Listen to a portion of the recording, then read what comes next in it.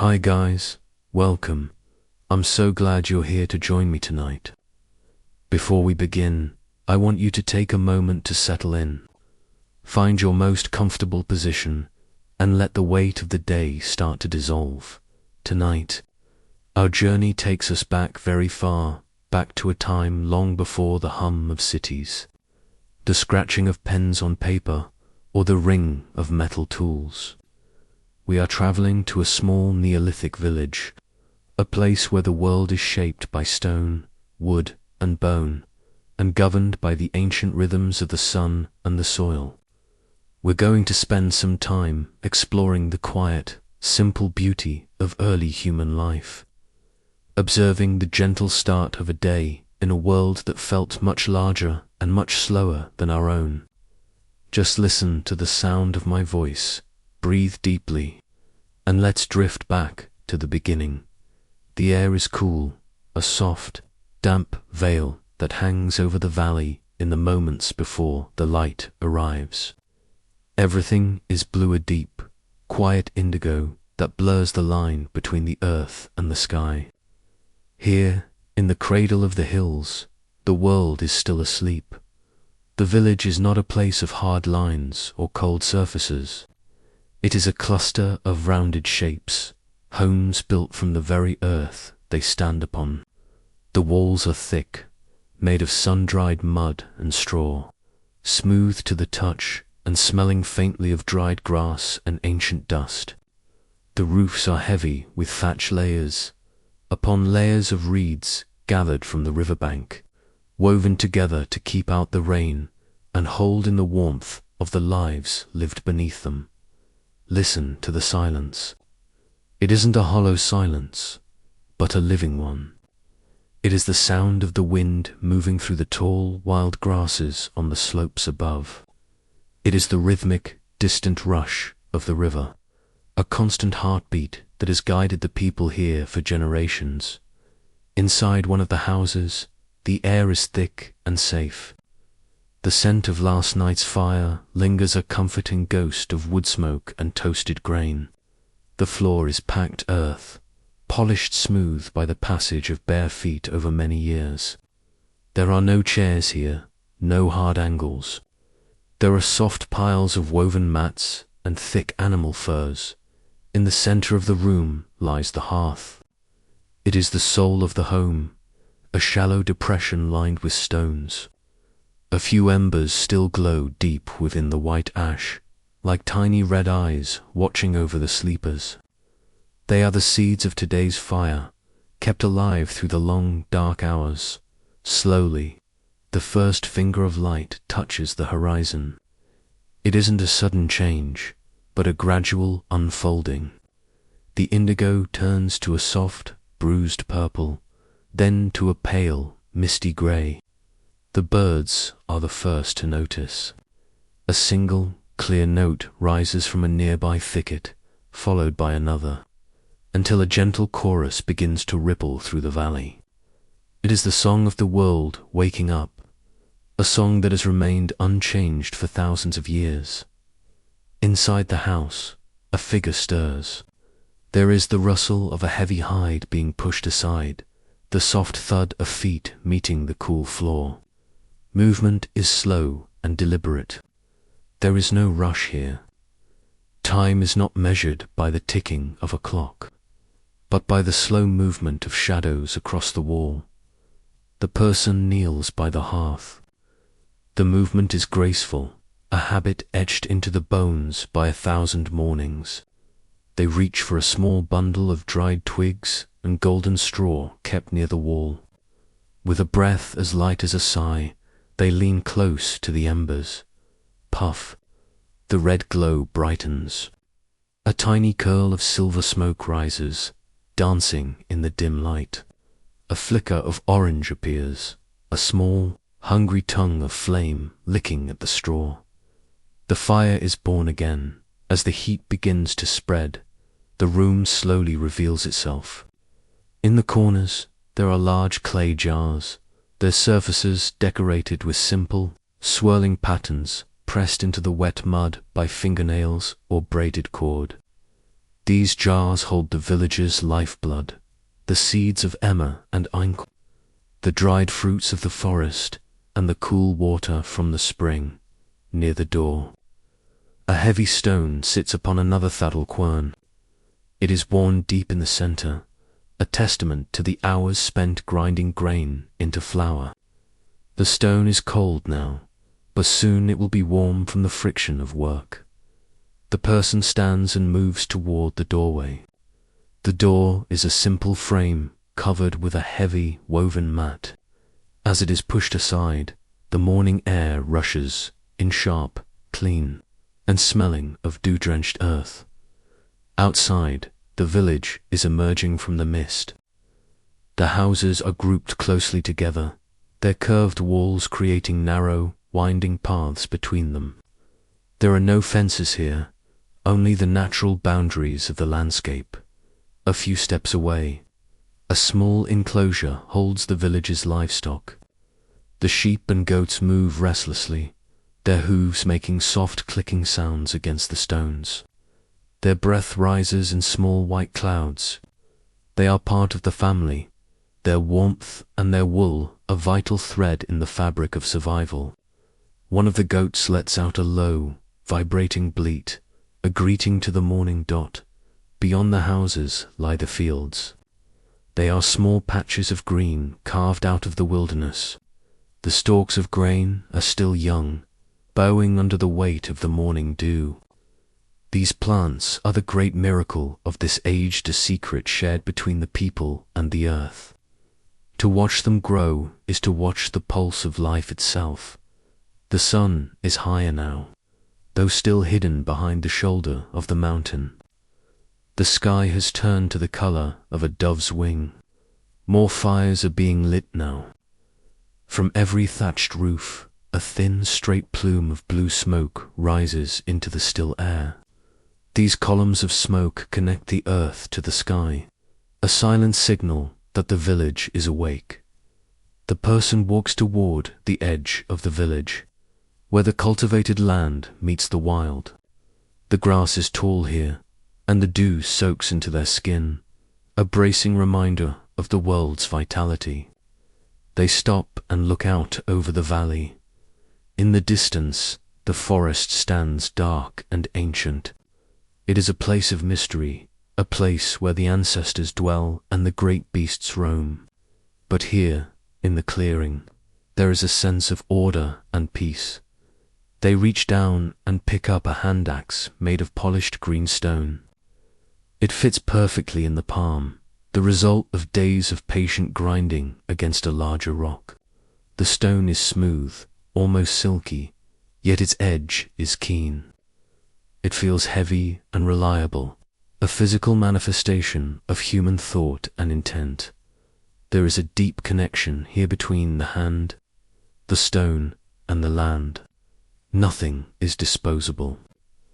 Everything has a story.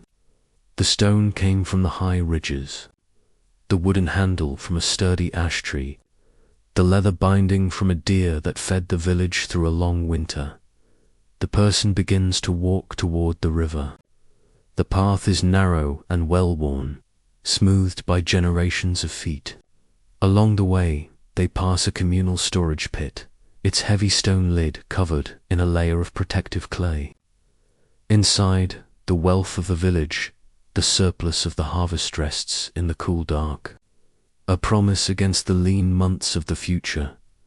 The sound of the river grows louder, playful, bubbling music as the water tumbles over smooth grey boulders. The river is the giver of life. It brings the fish, it waters the crops, and it provides the clay for the houses and the pots. At the water's edge, the mist is thickest. It swirls around the person's ankles like a living thing. They kneel and scoop up a handful of water. It is bitingly cold, shocking the last remnants of sleep from the body. They drink deeply, feeling the coolness travel all the way down as they sit by the bank. The first true rays of the sun finally break over the ridge. The transformation is breathtaking. The world is suddenly flooded with gold. The grey mist turns into a shimmering veil of light. The dew on the grain fields sparkles like 1,000 fallen stars. The mud brick walls of the houses glow with a warm amber hue. The person closes their eyes for a moment, tilting their face toward the warmth. This is the first gift of the day. The sun is not just a light in the sky. It is a deity, a provider, the great weaver who brings the seasons and calls the plants from the soil. Back in the village, the sounds of life are thickening. The rhythmic thump-thump-thump of the grinding stones begins a steady, percussive beat that echoes from house to house. It is the music of the Neolithic, the sound of labor turned into sustenance. Children emerge from the doorways, their voices soft and high-pitched as they chase each other through the long shadows. They are small shadows themselves, blending into the landscape, learning the ways of the earth before they can even speak the names of the plants. An elder sits on a flat stone outside a house, their hands busy with a basket. The fingers move with a life of their own, tucking and weaving the dried willow branches into a sturdy, elegant shape. This is how knowledge is passed, not through books, but through the movement of hands, through the watching and the doing. The village is a hive of quiet, purposeful activity. There is no overhead command, no hierarchy of clocks. Everyone knows what the day requires. The animals must be led to the high pasture. The weeds must be pulled from the grain. The clay must be gathered. The fires must be fed. A woman walks by, carrying a large ceramic vessel on her shoulder. Her gait is steady and strong, her body attuned to the weight of the water. She nods, a greeting, a simple acknowledgement of shared existence.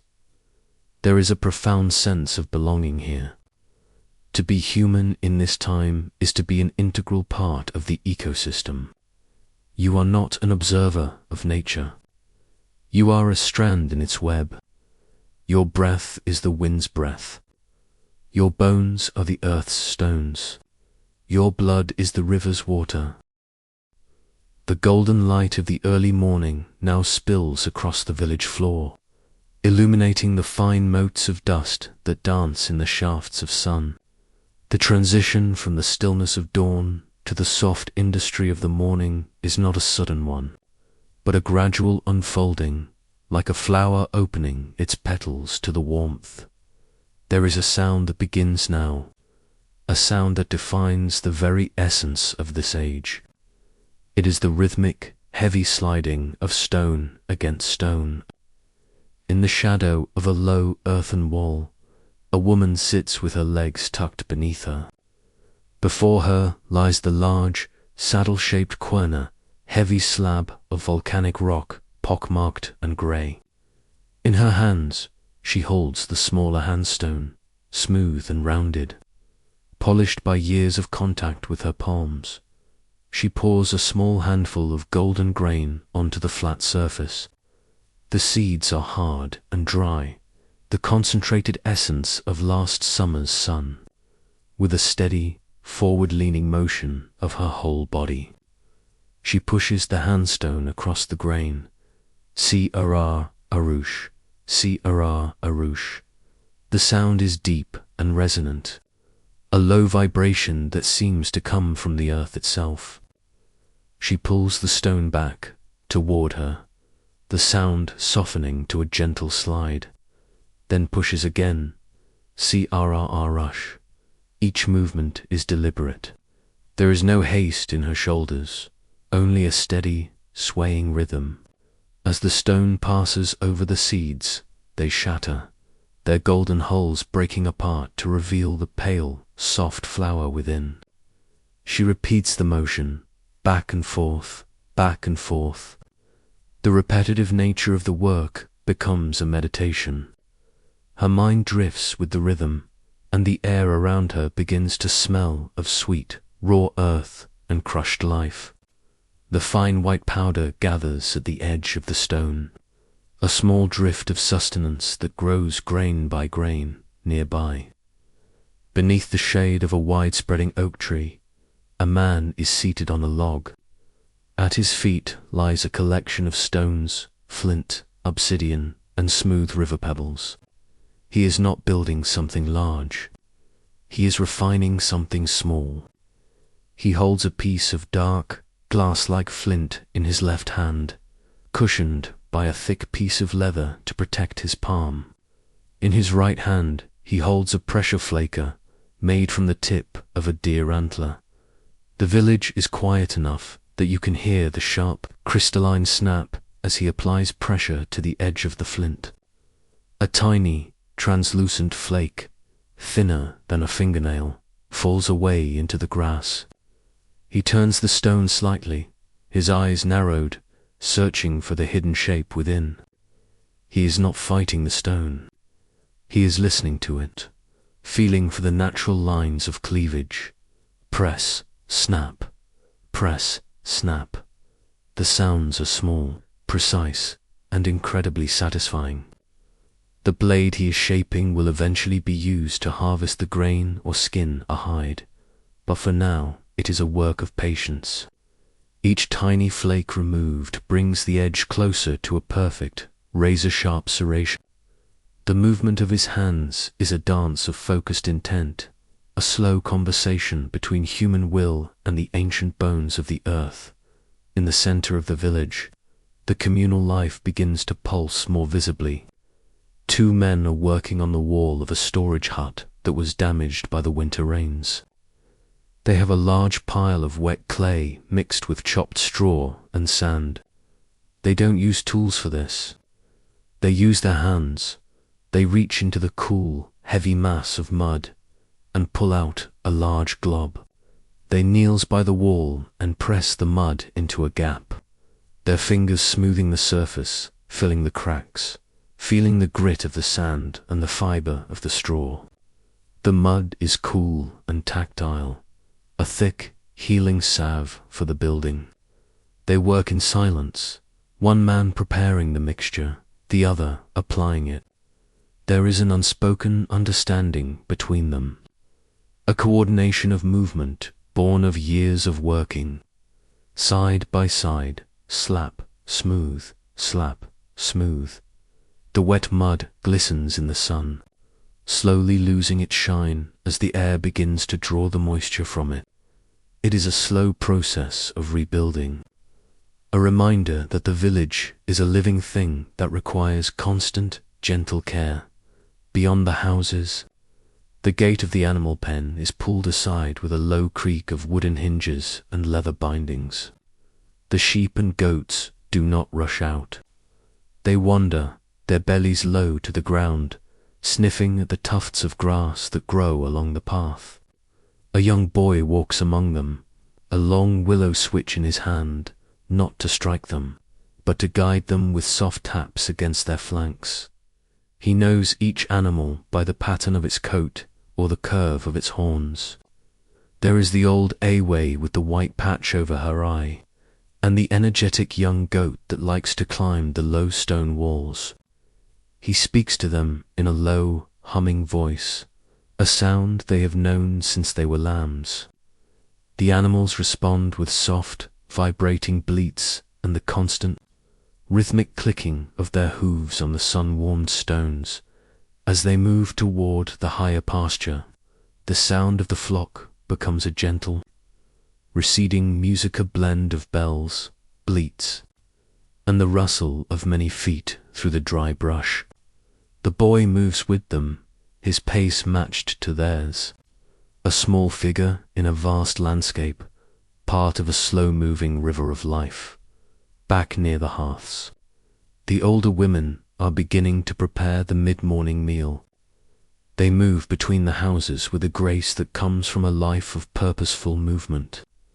One woman carries a shallow basket filled with wild greens gathered from the riverbank bittercress, wild garlic, and tender young nettles.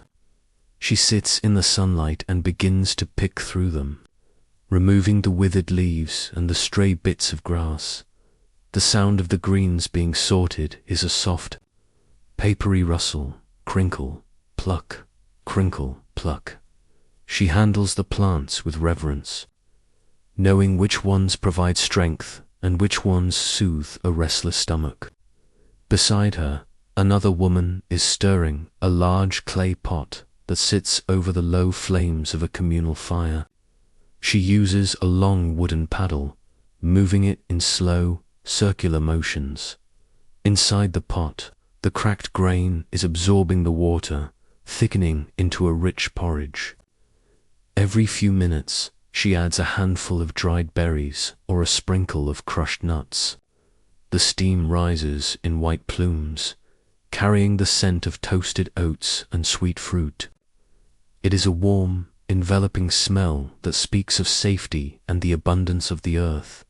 There is no sense of competition here, no desire to do more than is needed. The work is shared because it is easier that way, and because the sharing creates a bond stronger than any stone wall. A neighbor stops to help lift a heavy water jar. A child is handed a piece of dried fruit as they run past. A wordless nod is exchanged between those working the grain and those tending the fire. The textures of this world are everywhere: the rough bark of the posts, the cool smoothness of the ceramic jars, the softness of the woven mats, the gritty warmth of the sun-baked earth. Every object has been touched, shaped, and cared for by human hands. There is no anonymity in these tools. The basket was woven by an ant. The axe was polished by a father. The pot was coiled and fired by a sister. As the sun climbs higher, the shadows grow shorter and more intense. The heat begins to seep into the mud walls of the houses, creating a stable, radiating warmth. The village feels solid and grounded, anchored to the valley floor by the weight of its history and the depth of its roots. In a quiet corner between two dwellings, an elder is teaching a young girl how to spin wool. They sit on a thick mat of deer hide. The elder holds a spindle, a straight stick with a rounded stone weight or whirl at the bottom. She takes a tuft of cleaned carded wool, soft and white as a cloud, and attaches it to the spindle. With a deft flick of her wrist, she sets the spindle spinning. Whir! It hangs in the air, a miniature world turning on its axis. As it spins, she draws out the fibers of the wool with her fingers, twisting them into a strong, even thread. The girl watches with wide, quiet eyes, her own small hands mimicking the motion in the air. Spin, draw, wind, spin, draw, wind. The motion is hypnotic. The wool seems to flow like water from the bunch in the elder's hand, transformed by the magic of the spinning stone into something new, something useful. The thread will eventually be woven on a vertical loom into tunics and blankets, but for now it is just a single, growing line of connection between the past and the future. The air in the village is filled with these small, repetitive sounds: the thud of a mallet, the scrape of a hide being cleaned, the splash of water into a basin, the murmur of voices in low conversation. It is a symphony of the mundane, a testament to the beauty of a life lived in small increments. The landscape around the village seems to be listening to this activity. The hills rise up on all sides, covered in a patchwork of dark forest and pale green clearings. The river continues its long, slow journey to the sea, its voice a constant, shimmering backdrop to the human sounds. The hawks circle high above in the blue vastness, their wings motionless as they ride the rising termals. There is a deep sense of equilibrium here. The village takes from the land, but it gives back as well. The waste from the hearths enriches the soil. The tending of the animals keeps the pastures healthy. The careful harvesting of the grain ensures that there will be seeds for the next year. It is a closed circle, a delicate balance maintained by the steady, unhurried work of the people. As the morning progresses, the light loses its golden hue and becomes a brilliant high-noon silver. The air grows still and heavy with the scent of wild thyme and warm dust. The pace of the work does not increase. If anything, it slows down. The people move into the shade of the eaves or the cool interiors of the houses to continue their tasks. The sun now hangs at the very zenith of its arc, a brilliant, unblinking eye that casts the shortest of shadows. The intense heat of the high noon creates a shimmering haze over the grain fields, making the distant hills appear to vibrate against the pale, bleached blue of the sky. In the village, the frantic energy of the morning has dissolved into a heavy, golden stillness. The sharp sounds of the stoneworking and the rhythmic thumping of the grain grinding have softened, replaced by a deep, communal quiet. It is the time of the great rest. The villagers move with a slow, fluid grace toward the central gathering space, a wide area of hard-packed earth shaded by the ancient, sprawling limbs of a grandfather oak. The movements are liquid, unhurried, as if every person is navigating a thick, warm ocean of air. There is no urgency here, no sense that time is slipping away. In this world, time is as vast and inexhaustible as the earth itself. The midday meal is a shared ceremony of presence.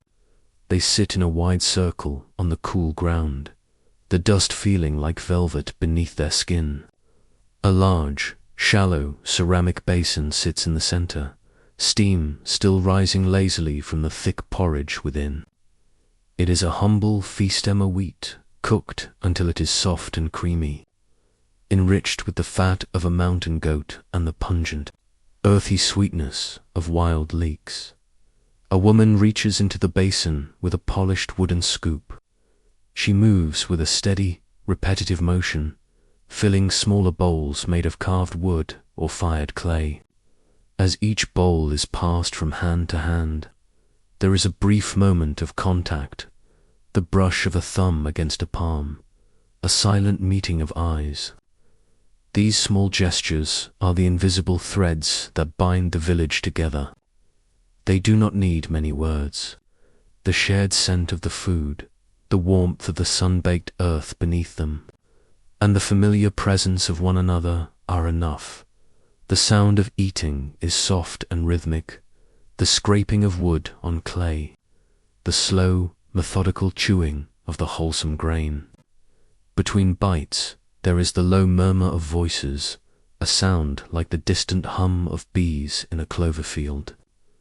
They speak of simple things, the height of the river, the condition of the young kids in the pen, the way the wind felt as it shifted from the north this morning. Each sentence is followed by a long pause, allowing the thoughts to settle like sediment in a clear pool. A young child sits tucked between the knees of an elder. The child is not eating yet, but watching. Her eyes are fixed on the elder's, hands weathered, dark hands with skin like the bark of an old tree. The elder is slowly breaking a piece of flatbread, a simple cake of pounded seeds cooked on a hot stone. The child observes the way the thumb presses into the crust, the way the steam escapes from the center, the way the elder offers the first piece to the earth before placing the next. In the child's mouth, this is the curriculum of the Neolithic, observation and imitation. The child does not learn through lectures, but through the slow, steady absorption of the rhythms of the adults. She feels the patience in the elder's body, a patience that has been cultivated through decades of waiting for the rain, waiting for the harvest, waiting for the seasons to turn. It is a deep, biological belonging. As the meal concludes, a heavy, pleasant lethargy settles over the group. One by one, they find spots of shade to rest. Some lean against the cool mud walls of the houses, their heads tilted back, eyes closed against the brilliance of the day. Others lie flat on the woven mats, feeling the heat radiate from the earth and the cool breeze drift over their faces. In this state of rest, the boundary between the human and the landscape seems to blur. The rise and fall of their chests match the slow rustle of the oak leaves above. The blood moving through their veins feels like the water of the river, governed by the same ancient gravity. There is no anxiety about the work left undone. The stones will wait. The grain will wait. The sun will take its time crossing the sky, and they will take their time beneath it, under the shade of a thatched overhang. Two elders remain awake, their hands continuing a task so familiar it requires no conscious thought. They are stripping long, flexible strips of willow bark to make cordage. Their fingers move in a synchronized dance peel, twist, tuck, peel, twist, tuck. The sound is a faint, papery whisper. As they work, they are remembering. For them, the village is not just what stands here now, but a layering of all the years that came before. They remember the great flood that brought the rich silt to the lower fields. They remember the winter of the deep snows when the wolves came close to the fires. They remember the faces of those who have returned to the earth, whose bones now rest beneath the floors of the houses. Keeping the living company, their memory is not a burden. It is a foundation. It gives the current moment a weight and a meaning. Each twist of the willow cord is a continuation of a story that began before their grandfathers were born. The repetition is a comfort, a way of anchoring themselves in a world that is always changing, yet always the same. Nearby, a group of young men has gathered around a large, flat stone. They are not working, but they are not entirely idle. They are practicing the art of observation. One of them holds a small piece of bone, turning it over and over in the light, studying the grain, the density, the hidden potential within. They are learning to see the world as a collection of possibilities, where a branch is not just wood, but a potential bow, where a stone is not just a rock, but a hidden blade. This quiet, midday contemplation is where the deep knowledge of the world is formed. It is a slow, methodical accumulation of intimacy with materials. They know the exact temperature at which clay becomes brittle. They know the sound a healthy tree makes when struck by a stone axe. They know the smell of the air before a storm. This knowledge is not stored in books, but in the muscles, the skin, and the quiet spaces of the mind. The village dogs have found the deepest shade, lying on their sides with their tongues lolling out, their flanks heaving in slow, rhythmic breaths. Even they are part of the peace. Occasionally, one will twitch a paw in its sleep, dreaming of the chase. But the overall atmosphere remains one of profound, sun-drenched stillness.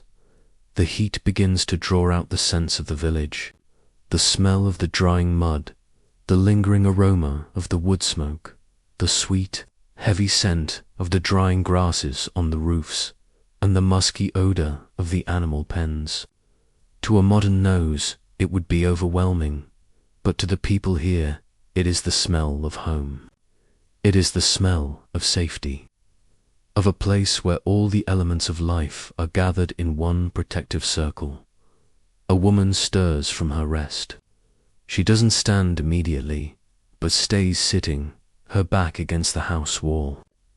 She looks out at the fields.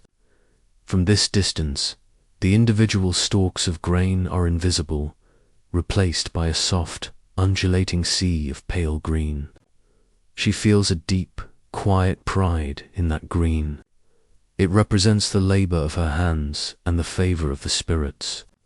She knows that in a few months, that green will turn to a heavy, golden brown, and the village will hum with the song of the harvest. But for now, The growth is silent. It happens in the secret places beneath the soil, in the slow stretching of the stalks toward the light. She watches a single butterfly, a flash of bright yellow as it zigzags across the clearing. Its movements are erratic yet purposeful, a tiny spark of life in the vast still afternoon. The elders continue their chord making. The pile of finished string grows slowly at their feet, a coil of potential strength. Every few minutes, one of them will pause to sharpen a small flint blade on a whetstone. The sound, a rhythmic, metallic she-dash, is the only thing that breaks the silence of the rest period. It is a sharpening of the mind as much as the tool, a refocusing of intent. In the houses, the shadows have shifted.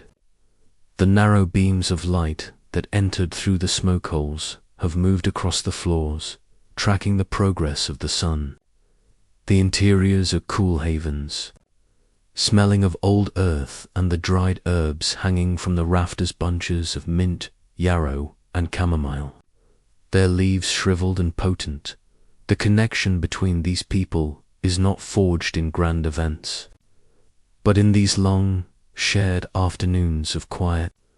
It is the familiarity of each other's breathing, the knowledge of the exact way a neighbor leans their head when they are tired, the shared understanding of the silence. There is no loneliness here. To be alone is a concept as foreign to them as the idea of metal. They are a single organism, a collective pulse beating in the heart of the valley. As the sun begins its very slow descent from the peak, the light changes subtly. The harsh white glare of noon softens into a warm, buttery yellow. The shadows begin to reach out again, creeping across the hard-packed earth like long, dark fingers. The air loses its oppressive weight. A small breeze, born from the cooling heights of the mountains, begins to trickle down into the valley. It carries the scent of pine needles and cold stone. The leaves of the great oak shiver, a sound like 1,000 tiny hands clapping softly in approval. The villagers begin to stir. It is not a sudden awakening, but a gradual return to motion. A man stretches his arms wide, a long vocal yawn escaping his throat. A woman stands and brushes the dust from her wrap, her movements practiced and calm. The children, sensing the shift, begin to crawl out from their hiding spots, their energy returning with the cooling air. The transition from the stillness of the midday rest to the activity of the afternoon is as fluid as the movement of a cloud's shadow across the valley floor. There is no signal, no bell that rings to summon the people back to the soil. Instead, it is a shared internal clock. A subtle shift in the weight of the air and the angle of the light that tells the villagers it is time to return to the fields. They move toward the edge of the village, where the houses end and the tilled earth begins. The transition is marked by a change in the ground beneath their feet from the hard, polished clay of the village paths to the soft, yielding loamy soil of the garden plots. Here, the earth is dark and rich, smelling of deep dampness and the slow decay of last year's stalks. A group of women and men fan out across the small patches of grain. They do not stand tall above the plants. They crouch or kneel, bringing their bodies close to the level of the emerging stalks. This is not the industrial farming of a later age. This is gardening on a grand, communal scale. It is an intimate relationship. Each person moves through the rows with a slow, focused step, their eyes scanning the ground for anything that does not belong. The sound here is the soft, rhythmic scritch-scritch of fingers moving through the soil. When a weed is found, a hardy, unwanted sprout of wild vetch or thistlelet is not ripped out with violence. The fingers reach deep, feeling for the root, loosening the earth around it until it comes away with a gentle tug. The rhythm is hypnotic. The repetitive motion of the hands in the dirt creates a physical connection to the land that is almost like a conversation. The soil is cool and slightly gritty against the skin, holding the residual moisture from the morning dew deep within its pores. As they work, they are not just clearing the ground. They are tending to the promise of the future. They do not measure the passage of time in hours or minutes. To these people, time is a physical sensation. It is the feeling of the sun moving from the back of the neck to the left shoulder. It is the way the light changes from the harsh, bleaching white of noon to a soft, honeyed amber that begins to settle in the hollows of the hills. They feel time in the growing weight of the grain heads, which are yet thin and green but carry the memory of the heavy gold they will become.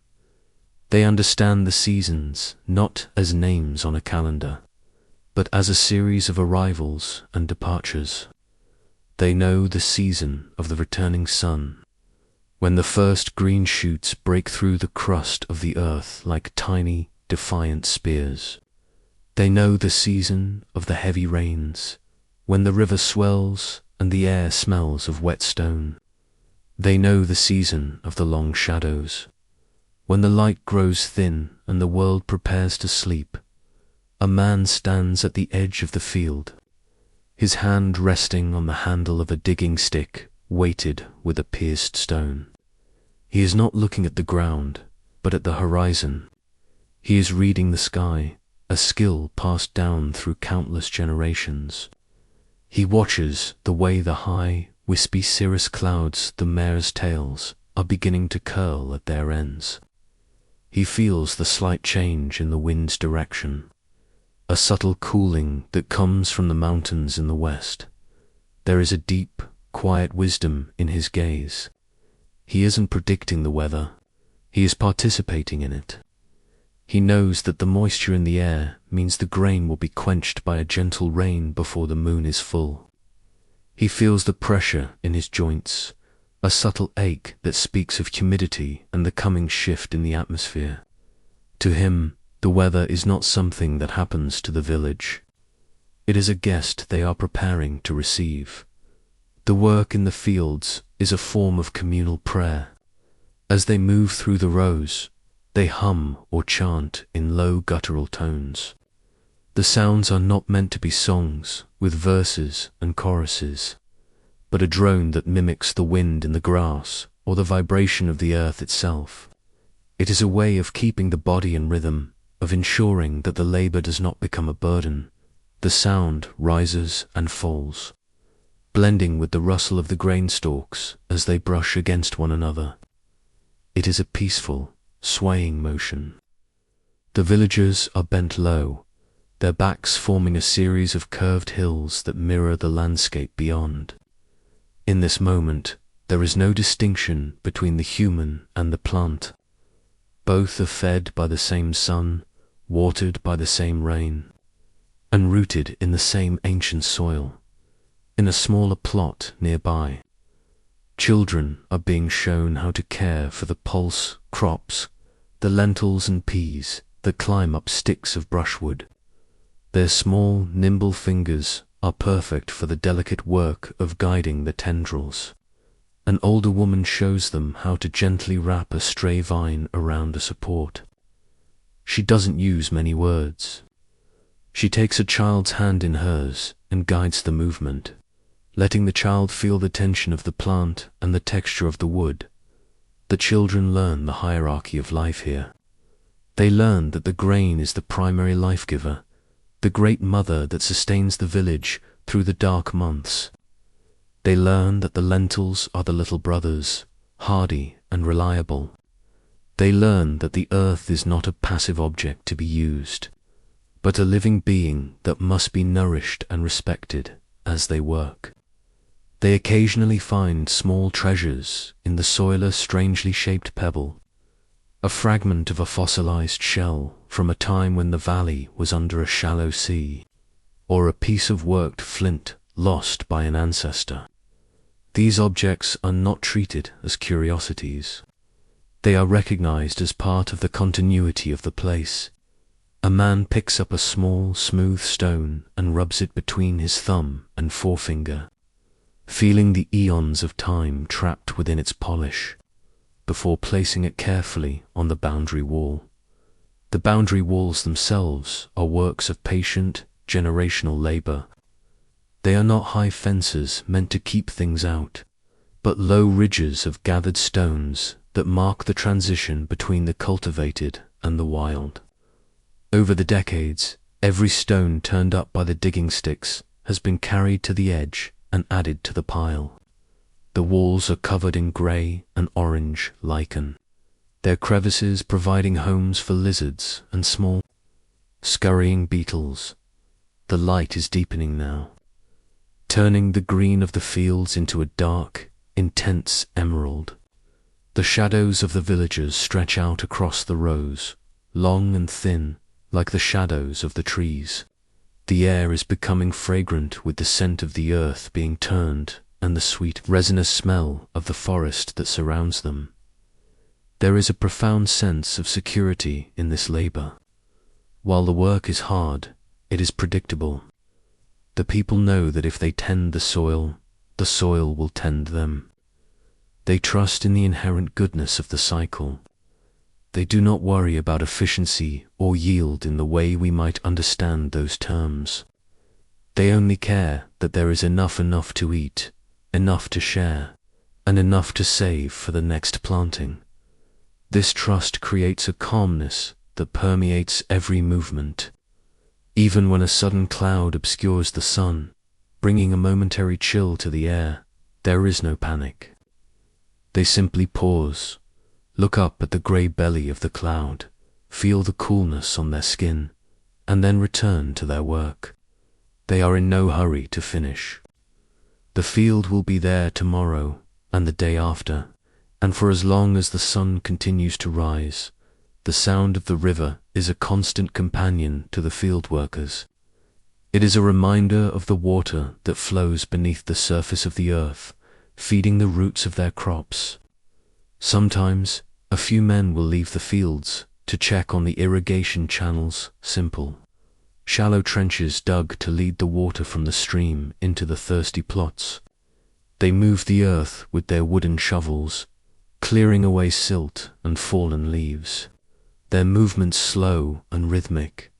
The water gurgles as it enters a new channel, a happy, liquid sound that brings a smile to the men's faces.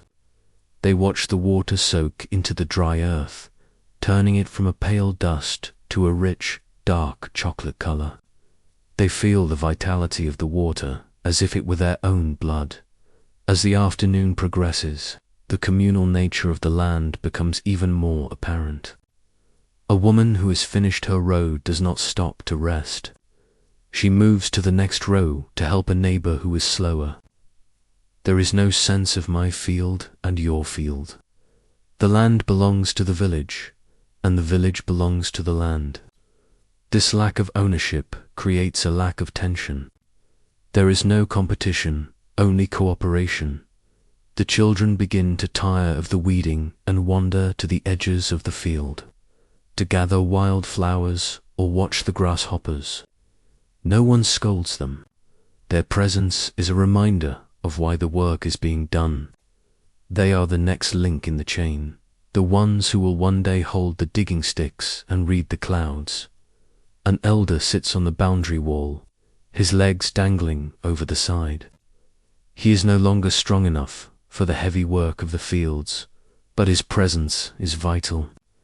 He tells stories, not with a beginning, middle, and end, but through snippets of wisdom shared when someone pauses for breath.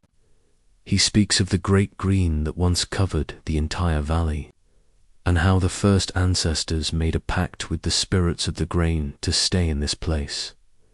His voice is like the rustle of dry leaves, a sound that is part of the environment. The workers listen as they move, the stories sinking into their minds along with the dust of the soil. These stories are the maps of their world, explaining the why behind the how. They learn that the grain must be treated with respect, that the first handful of the harvest must always be given back to the earth, and that the land has a memory of its own. The light has shifted now, deepening into a rich, saturated amber that clings to the textured walls of the houses. As the villagers return from the fields, they do not immediately retreat indoors. Instead, they gravitate toward the small clusters of activity that define the late afternoon, the spaces where the raw materials of the earth are, transformed into the things of life.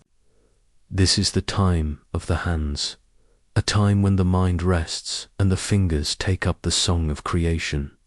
Near a small pit of refined clay, a woman sits on a thick reed mat. She has a bowl of water beside her and a mound of earth that has been cleaned of every pebble and twig.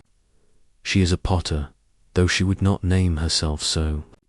She is simply one who understands the language of the mud. Her movements are slow, a repetitive dance of pressure and release that has no beginning and no end. She takes a lump of the clay and rolls it between her palms, creating a long, even coil, roll, stretch, smooth. The sound of her hands against the clay is a soft, wet friction. She lays the coil onto a flat stone base and begins to build the walls of a new vessel. With each new layer, she pinches the clay into the one below, her thumb moving in a steady, rhythmic pulse. The pot grows upward, a spiraling rib of earth that she eventually smooths into a single, seamless curve with a piece of polished bone. She dips her fingers into the water, and the clay becomes like silk under her touch. There is a profound silence in her work, a focus so deep that the world beyond the rim of the pot seems to fade away. She is not just making a container for water or grain. She is giving form to the very ground she stands on.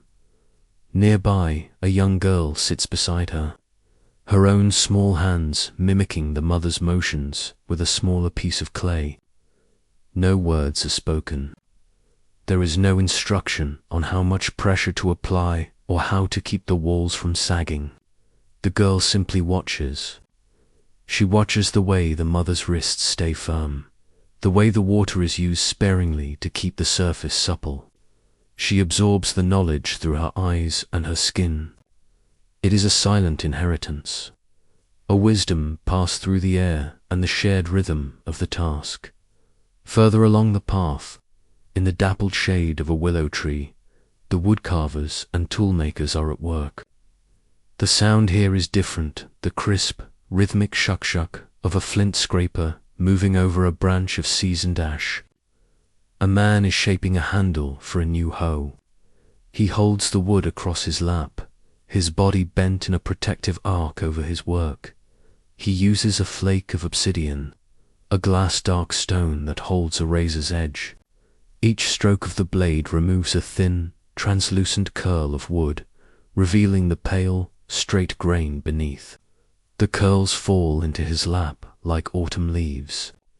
He stops occasionally to run his thumb over the surface, feeling for any roughness, any hidden knot that might weaken the tool. The repetition is a form of listening. He is listening to the wood, feeling its density and its strength. He knows that this piece of ash grew on the northern slope of the valley, where the wind made it tough and resilient.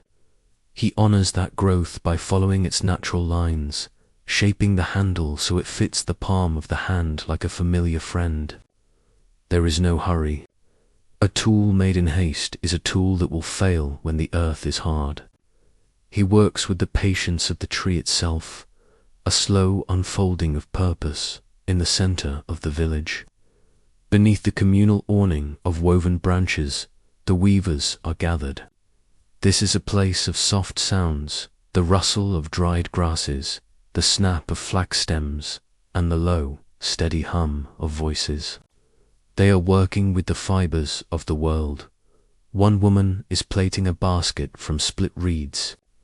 Her fingers move with a blurred speed, that belies the complexity of the pattern. Over, under, pull, over, under, pull, the reeds make a dry, rhythmic clicking sound as they cross one another. The basket grows from the center outward, a sturdy, widening circle that smells of the riverbank.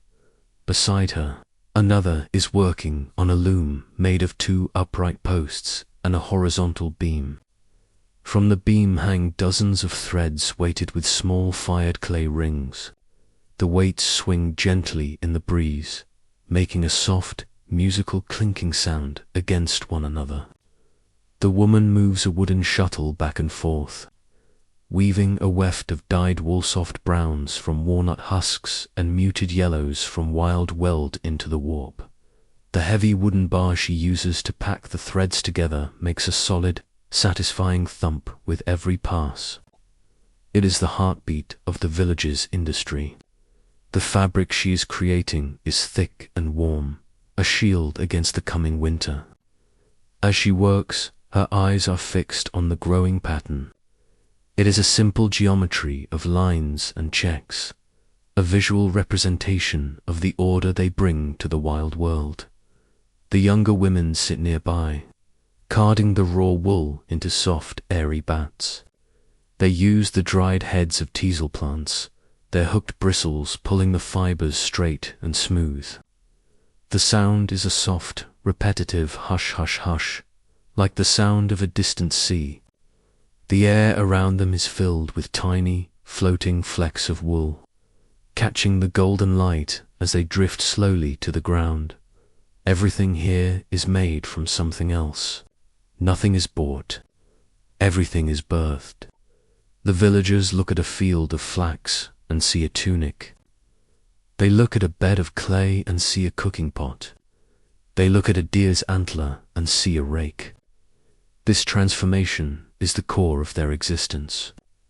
It is a deep, creative engagement with the environment that fosters a sense of immense capability and peace. The knowledge is not stored in a secret place. It is held in the common air. A boy watching the toolmaker learns the exact angle to hold the flint. A woman watching the potter learns the scent of clay that is ready for the fire. It is a world of endless, quiet apprenticeship. As the sun dips lower, the shadows of the weavers grow long, stretching across the village square and tangling with the shadows of the pots drying in the sun. The heat of the day is beginning to dissipate, replaced by a cool, lavender-tinted clarity. The potter finishes her vessel. She lifts it carefully, her hands cradling the wet, heavy base.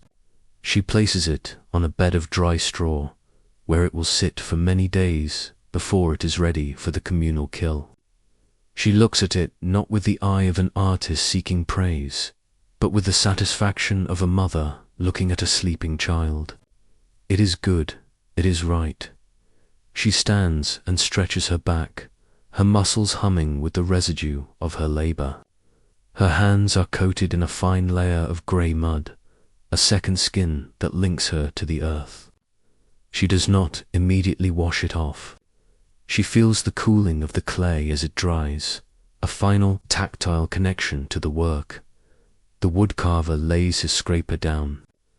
The hoe handle is smooth and balanced, a beautiful, functional object that will serve the village for years.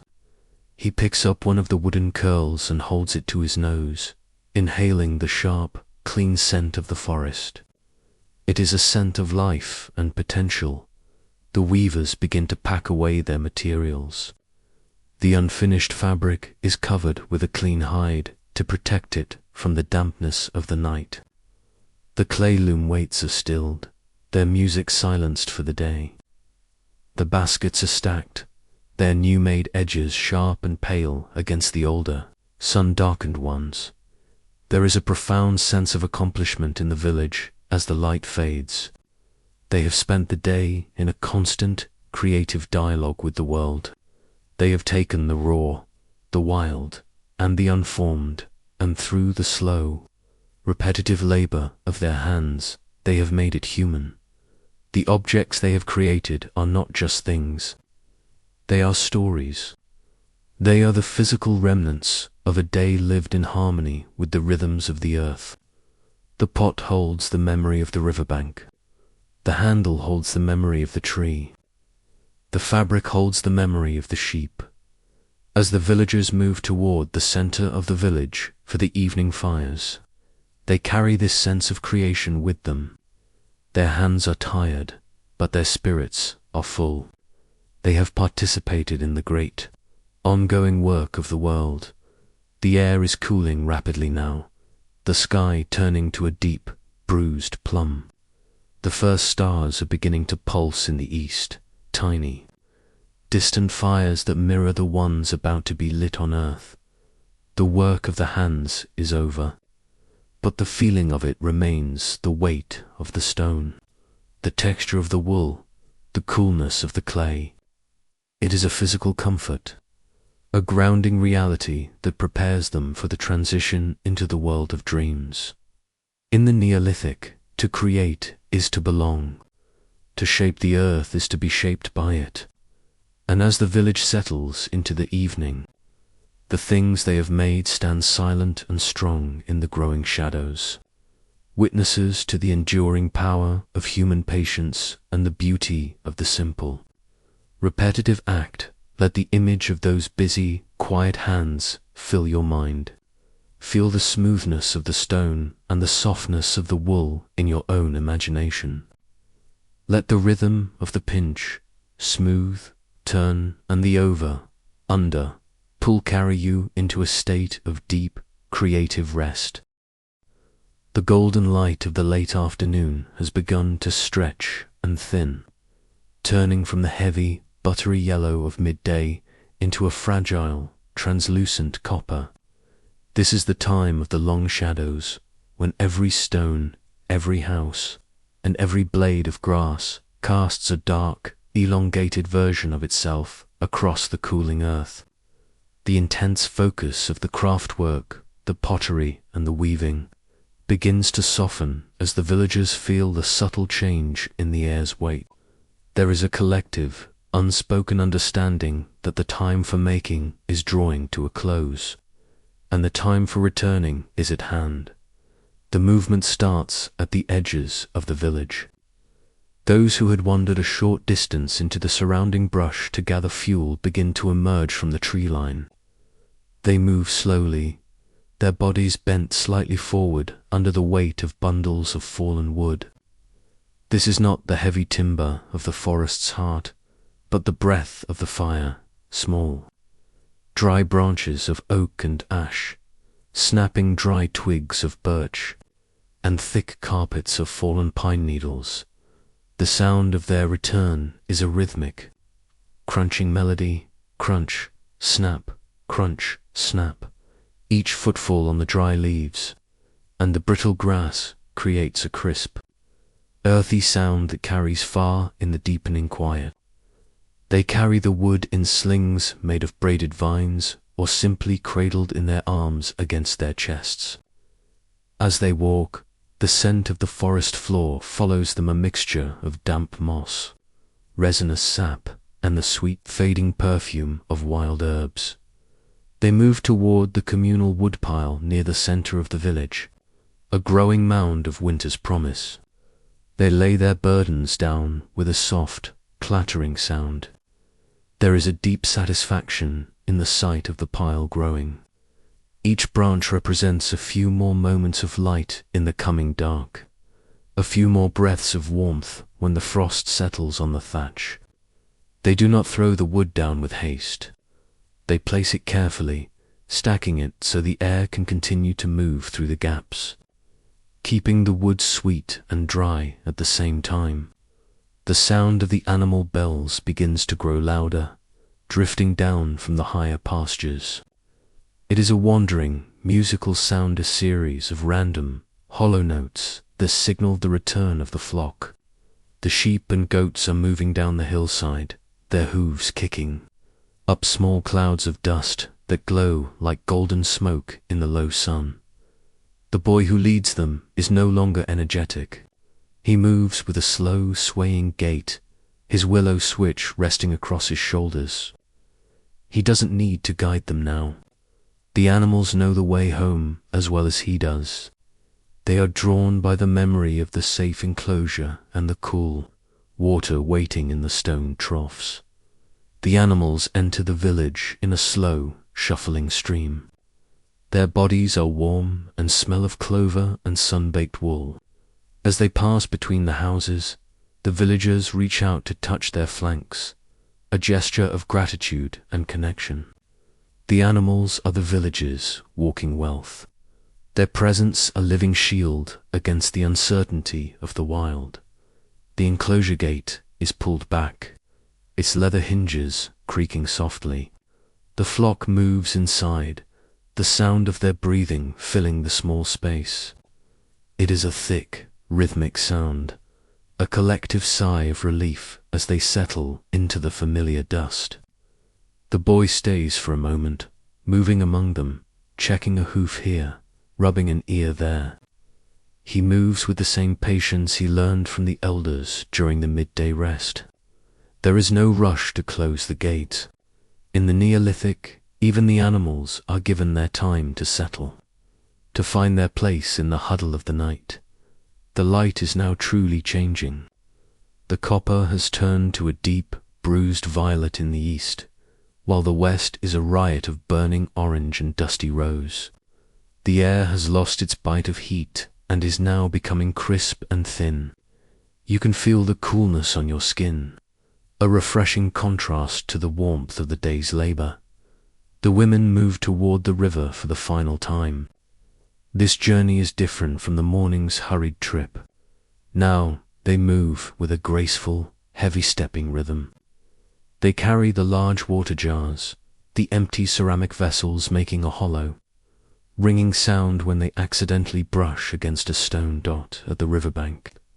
The water has turned into a ribbon of dark silver. The mist is beginning to rise again, curling around the reeds like the breath of the earth. They kneel by the water's edge, their knees sinking into the soft, cool mud.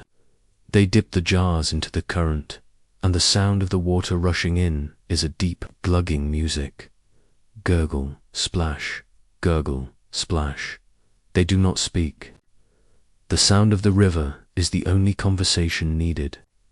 They watch the way the current breaks around their wrists, the way the bubbles dance on the surface before disappearing into the dark. When the jars are full, they lift them to their shoulders or balance them on their heads, their spines lengthening as they take the weight. The walk back to the village is a study in balance and poise. Their feet find the familiar indentations in the path with unerring accuracy. They move through the deepening shadows of the trees, their silhouettes appearing and disappearing against the fading light of the sky.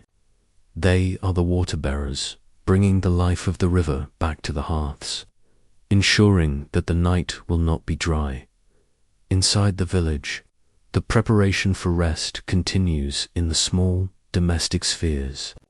Outside each doorway, the mats are being shaken out, the dust of the day's work being returned to the air. The heavy stone lids of the storage pits are being checked, ensuring that no wandering creature can find its way to the precious grain. The fires, which had been allowed to burn down to white ash during the heat of the afternoon, are now being gently coaxed back to life. A woman kneels by her hearth, her face illuminated by the first flickers of orange light. She adds a handful of the small twigs gathered earlier. The breath of the fire. The wood is so dry that it catches instantly, making a sharp, cheerful crackle pop that echoes in the quiet room. The smell of the fire changes now.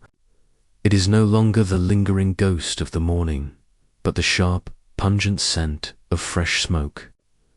It rises through the smoke holes in the roofs, joining the other plumes to create a thin, blue haze that hangs over the village like a protective blanket.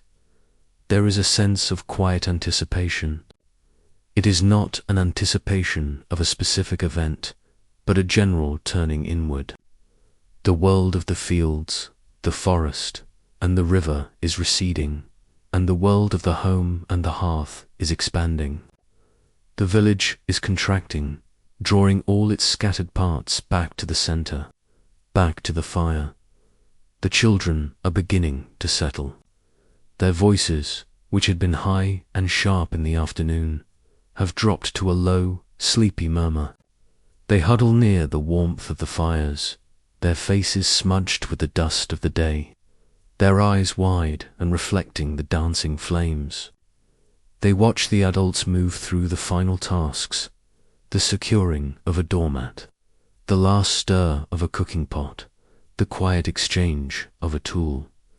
There is a deep, cellular familiarity in these movements. Nothing is new. Everything is a repetition of a pattern that has worked for 1,000 years. This repetition is the source of their peace. They do not need to invent a new way to live every day. They simply need to inhabit the old ways with grace and attention. An elder sits on a bench made of a split log, his back against the sun-warmed wall of a house. He watches the light fade from the peaks of the mountains. He has seen this transition thousands of times, yet he watches it with a quiet, renewed interest. To him, the sunset is not the end of the day, but the opening of a door. It is the time when the boundaries between the living and the ancestors grow thin, when the stories of the past begin to pulse in the air. He feels the cooling of the stone beneath him, the way the earth seems to be pulling the heat back into itself. He breathes in the scent of the evening, the wood smoke, the damp earth, the drying wool, and the faint, sweet smell of the porridge being prepared for the final meal. It is a rich, complex aroma that tells him all is well. The village is safe. The cycle has been maintained. The sounds of the village are now at their most intimate. The clink of a clay bowl, the rustle of a fur rug, the sigh of a tired body settling into a corner. There is no more banging, no more scraping, no more shouting. Even the dogs have curled into tight circles, their noses tucked under their tails, their breathing slow and even. The light is almost gone now. The sky is a deep, velvety indigo, and the first true stars are burning with a cold, steady light. The landscape has lost its detail, becoming a series of dark, overlapping shapes. The forest is a solid wall of black. The fields are a grey expanse. The river is a glint of silver, but the village is a constellation of small, warm lights. Through every doorway, the orange glow of the hearth fire spills out onto the ground, creating paths of light that connect the houses. It is a beautiful, fragile, Saita, human-made galaxy on the floor of the valley. The people begin to move inside. They do not close their doors with locks and keys. They pull the heavy woven mats across the openings, creating a barrier of texture and weight. Inside, the world is small and safe.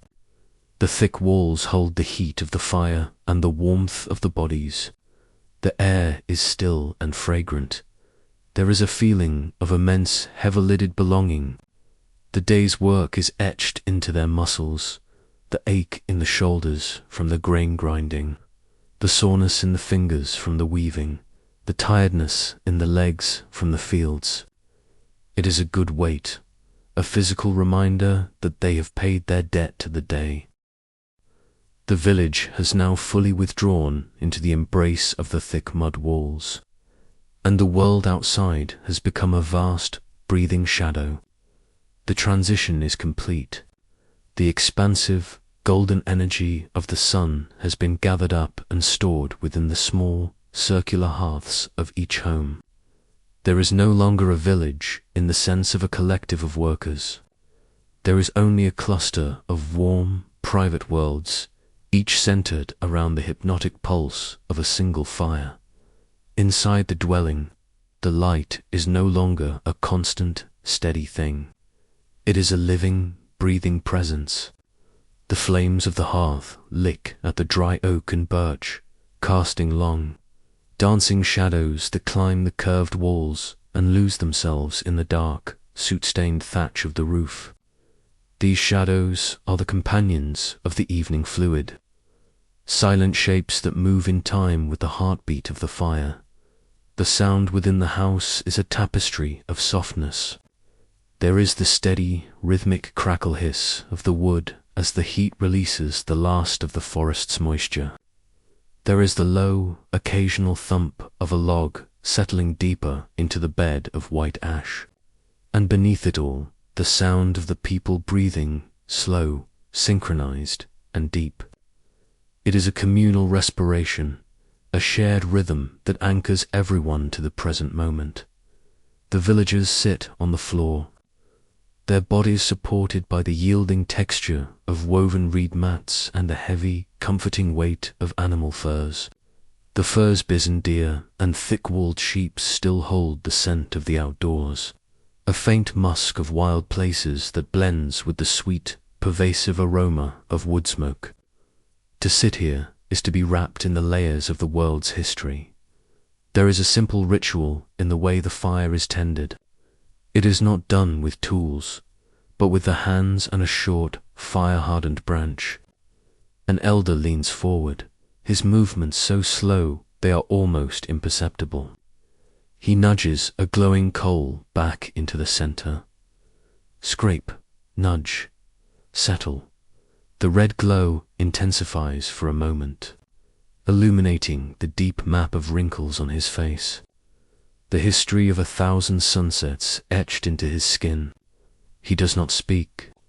In this light, words are heavy and unnecessary. The fire says everything that needs to be said. The shared silence of the evening is not a void. It is a rich, fertile space. It is a silence filled with the memory of the day's labor. As they sit, the muscles of the villagers begin to unwind, one fiber at a time. The tension of the grain grinding, the effort of the weeding, the focus of the weaving, all of it begins to melt away into the warmth of the hearth. They feel a deep, physical gratitude for the stillness. A mother sits with her back against the wall, her hands resting idly in her lap. After a day of constant creation, the stillness of her fingers is a profound rest. She watches the way the light catches the edges of the ceramic jars in the corner, the pots she helped shape just a few days prior. In the flickering glow, the patterns on the clay seem to move, the swirling lines chasing one another around the belly of the vessels. The jars are no longer just tools. They are silent witnesses to the continuity of the home. Across the fire, a man is slowly running his thumb over the edge of a stone axe. He is not sharpening it. He is simply feeling it. The stone is cool, despite the proximity of the fire, a piece of the mountain's heart resting in his palm. The repetitive motion of his thumb slide, return, slides a tactile meditation. It is a way of staying connected to the physical reality of his world while his mind begins to drift toward the edges of sleep. The children are the first to succumb to the weight of the night. They do not go to a separate room. There are no partitions here. They simply lean against the adults, their small heads heavy with the day's adventures. A child's hand might rest on the rough wool of a father's tunic, feeling the steady rise and fall of his chest. The warmth of the fire, the smell of the smoke, and the presence of the family create a cocoon of absolute safety. In the Neolithic, safety is not a locked door. It is the proximity of others. To be within the circle of the firelight is to be protected from the vast, unknowable dark of the forest. The night is full of spirits and ancient shadows, but here, in the glow of the oak wood, the world is small, known, and kind as the evening deepens. A simple vessel of warm water infused with wild mint is passed around. Each person takes a slow, careful sip. The steam rises into their faces, a moist, fragrant veil. The taste is clean and sharp, a reminder of the cool springs that feed the valley. Sip, swallow, pass. The vessel moves in a slow circle, following the path of the sun. It is a silent communion, a way of acknowledging their shared life. The heat of the drink travels down, warming the belly and furthering the process of relaxation. Everything is slow. Everything is deliberate. The light outside the doorway has turned from indigo to a solid, velvety black.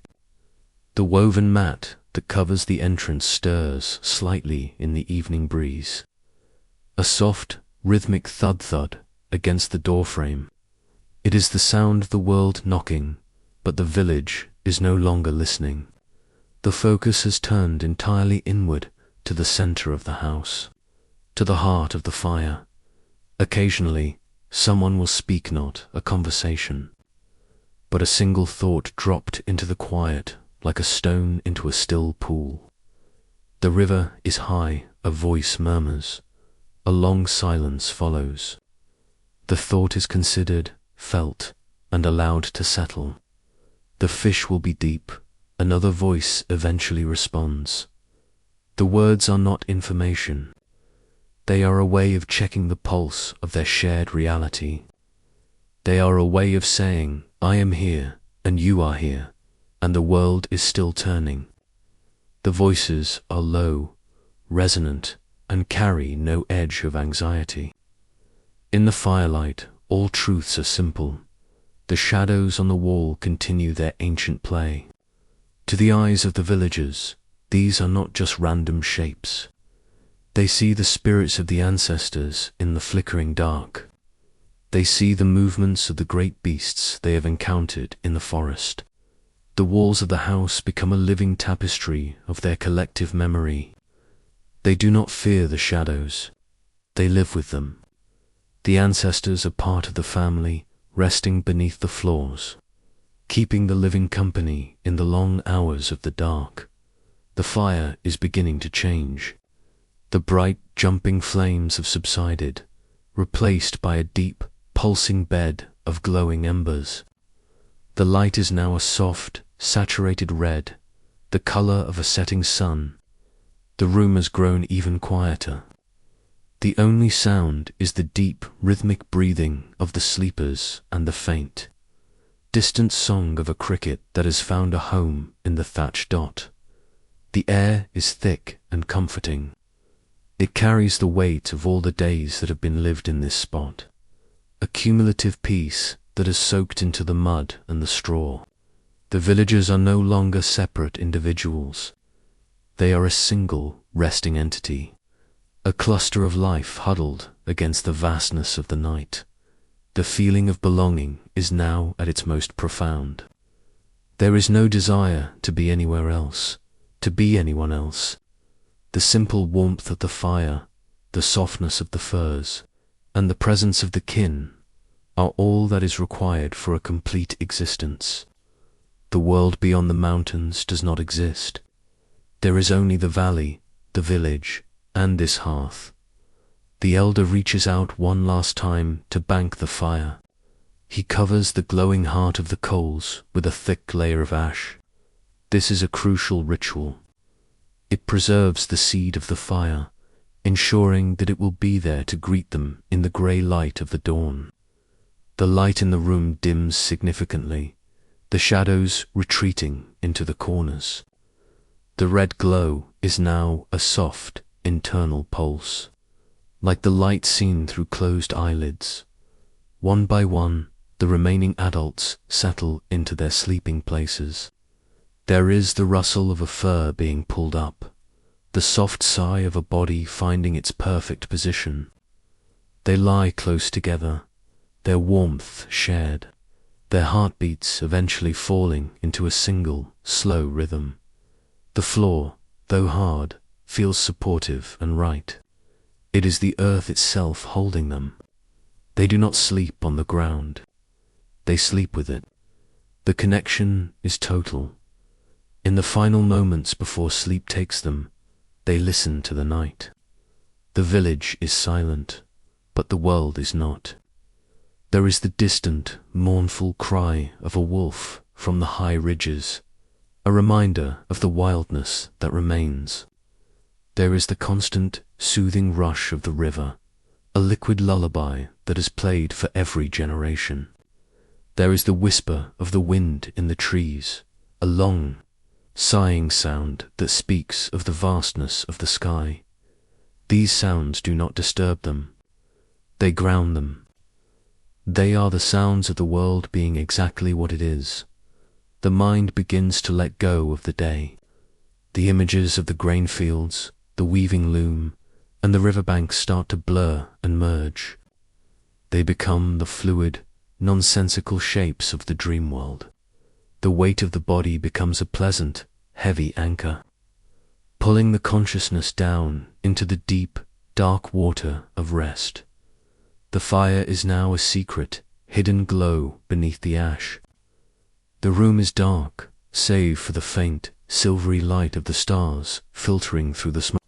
The stars are the hearth fires of the ancestors, watching over the village from the great, black ceiling of the world. There is no more work to be done. There is no more thought to be had. There is only the breath, the warmth, and the deep, unshakable peace of the Neolithic night. As you listen to the silence of the village, let your own breath slow down. Feel the weight of your blankets, as heavy and as warm as the furs of the village. Let the shadows in your own room become soft and kind, companions to your rest. The transition from the dying glow of the hearth to the vast velvet expanse of the night is a journey into the deepest layer of human peace. As the last of the embers are tucked away beneath their blanket of grey ash, the house becomes a sanctuary of shadows. The air inside is still and warm, held close by the thick mud walls, while outside, the great cold breath of the universe descends upon the valley. The village is no longer a place of action. It has become a place of profound being. Listen to the darkness. It is not the hollow, empty dark of a modern world, but a textured, living presence.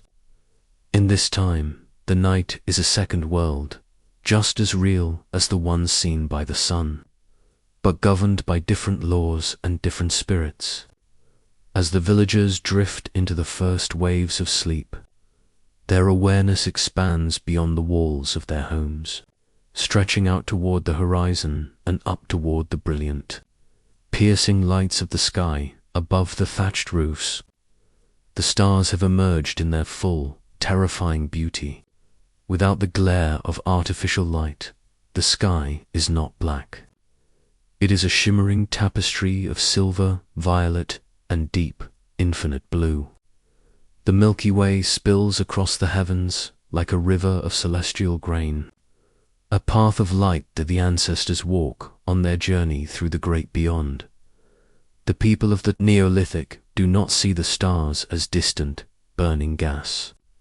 They see them as the fires of 1,000 distant villages, a mirror of their own life reflected in the heavens.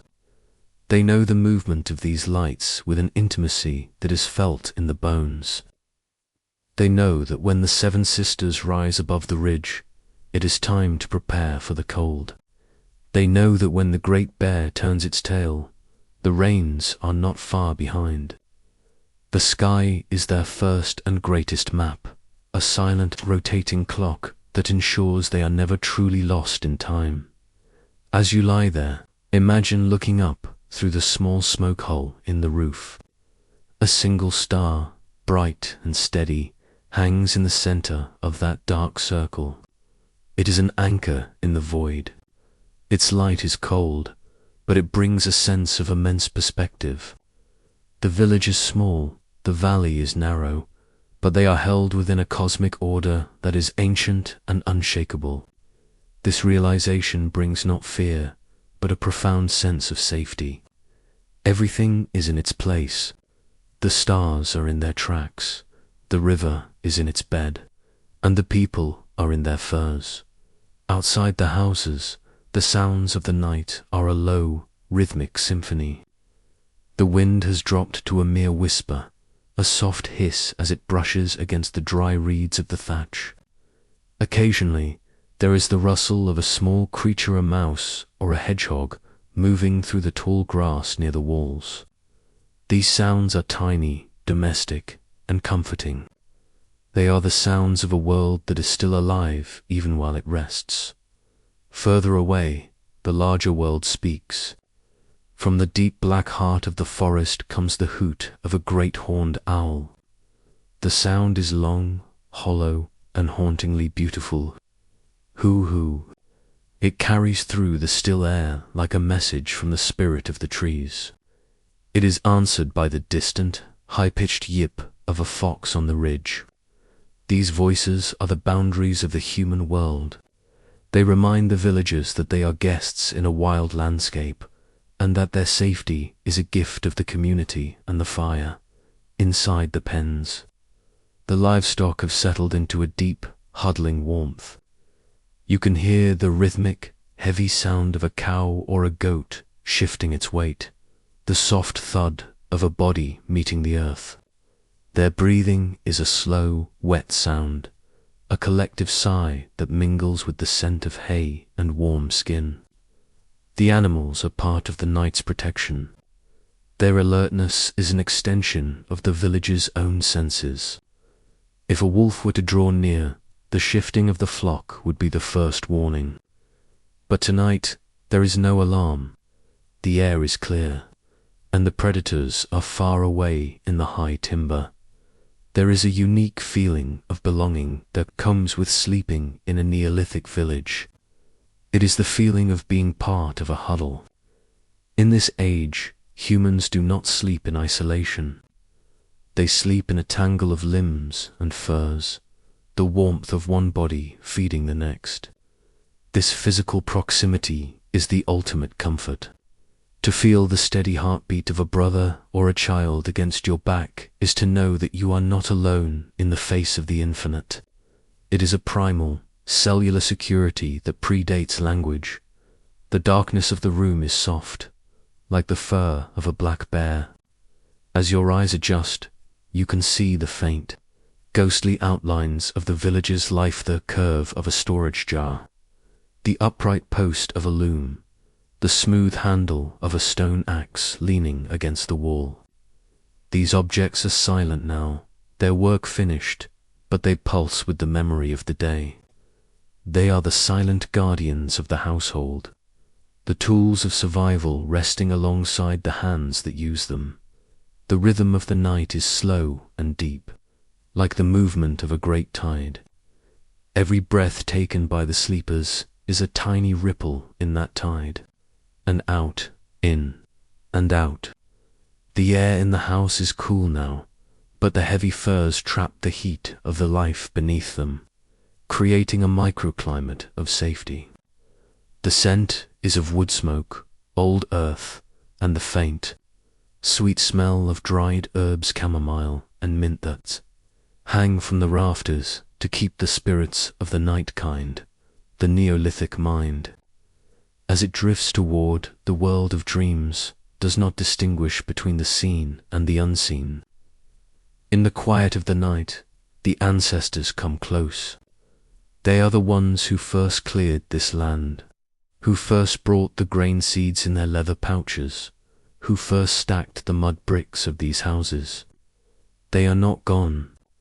They are the floor beneath the mats and the stars above the roof. To sleep is to enter their company.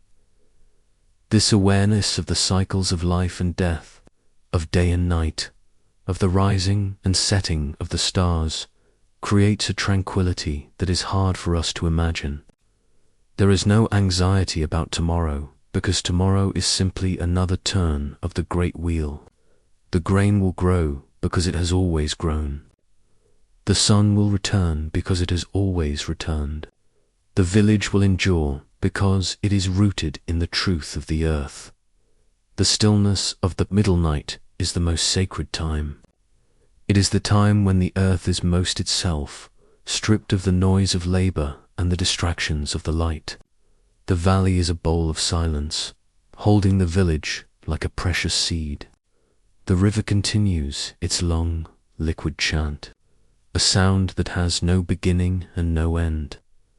Shirush. It is the sound of time itself, flowing toward the sea, carrying the dreams of the village with it. If a villager were to wake in this hour, they would not feel the jolt of insomnia. They would simply lie there, staring up at the smoke hole, watching the slow, majestic passage of the constellations. They would feel the immense weight of the silence and the absolute perfection of the moment. They might reach out a hand to touch the rough texture of the wall, feeling the cool grit of the mud, a physical reminder of their place in the world. Then they would drift back into sleep, the transition as natural as a leaf falling onto water.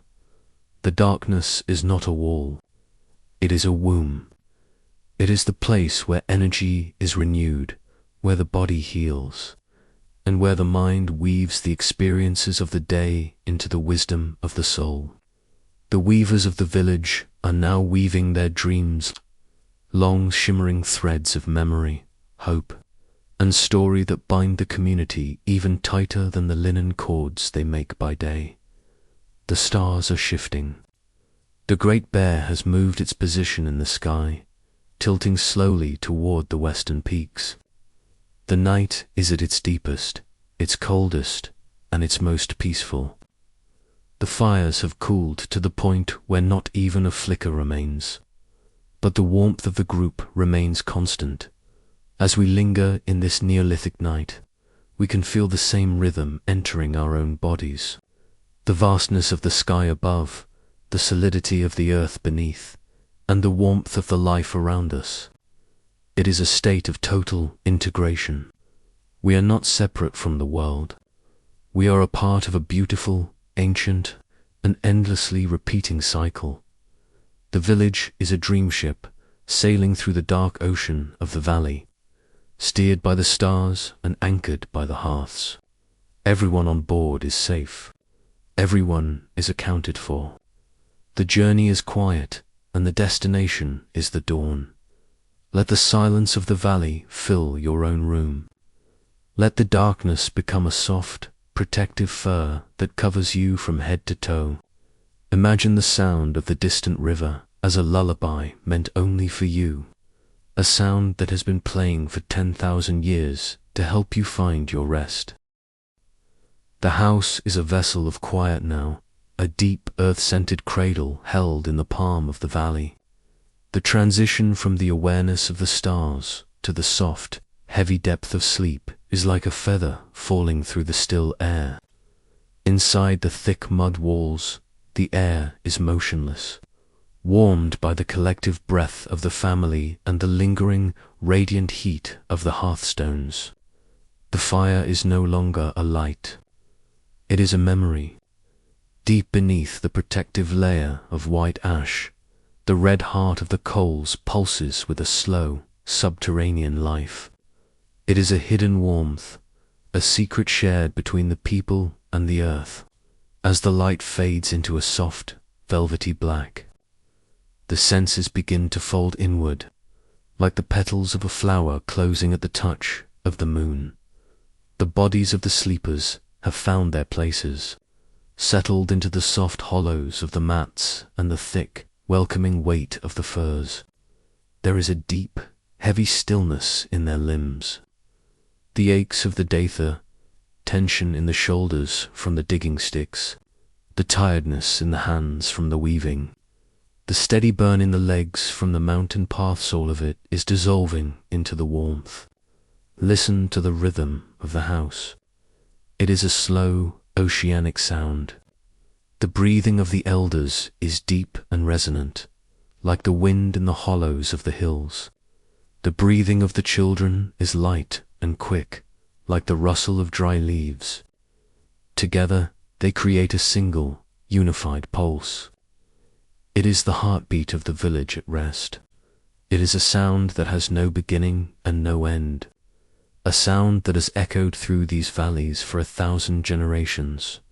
The mats beneath them are firm and supportive, smelling of sun-dried reeds and the river's edge.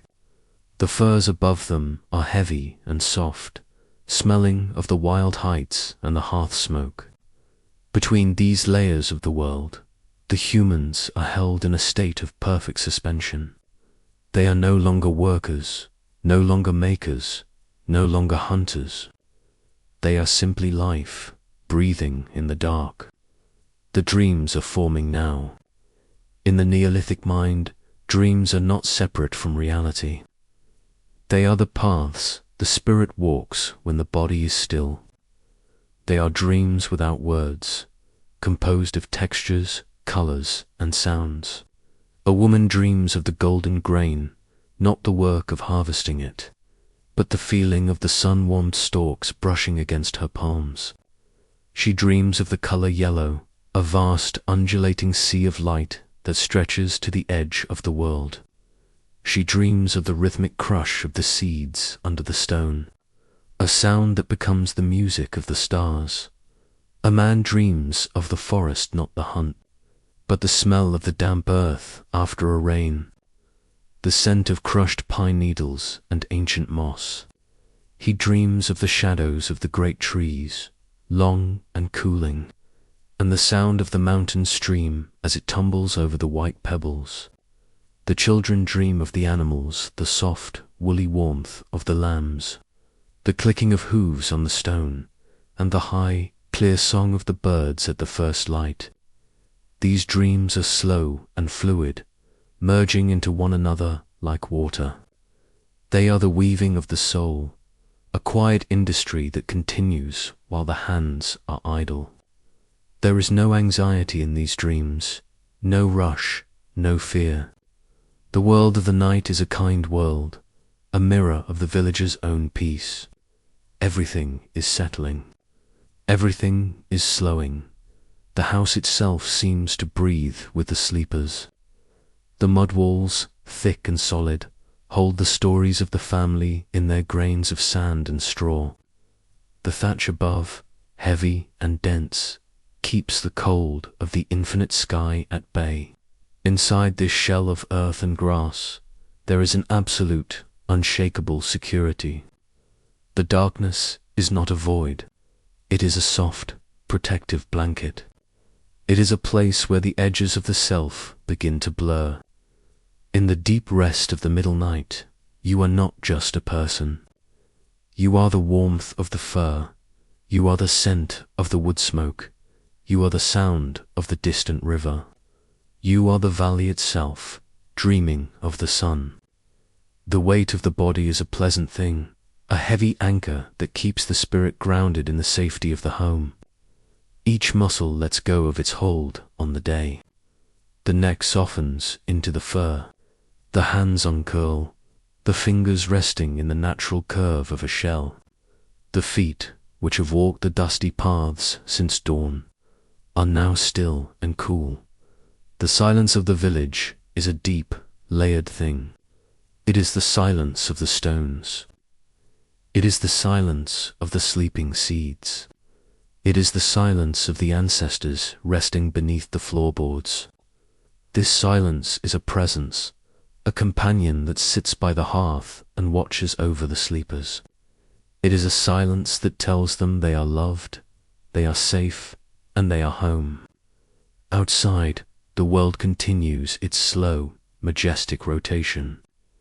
The stars move in their ancient tracks, their light filtered through the thin mist that rises from the valley floor. The river continues its liquid chant, a constant, shimmering backdrop to the silence. The sound of the river is a lullaby for the soul.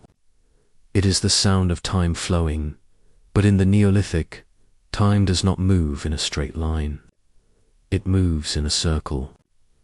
Everything returns. The sun returns. The rain returns. The grain returns. This circularity is the source of their deepest rest. There is no need to hurry toward a destination, because the destination is always here.